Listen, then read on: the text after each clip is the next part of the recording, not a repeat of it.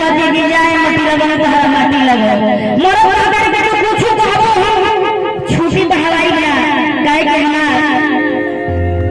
नौकरी के सवाल बा हम जइबे कर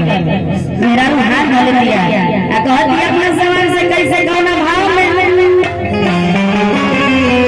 एगो बड़ी गीत हमारा है पुराना गीत हमारा बड़ी सुंदर अभी दूसरा से हमारा तो बुझाना है फेसबुक व्हाट्सएप भी सब ज्यादा लेकिन दूसरा से पता चला था कि रील्स को ट्रेंडिंग में अभी भी चल रहा है बड़ी पुरानी गीत है हमारे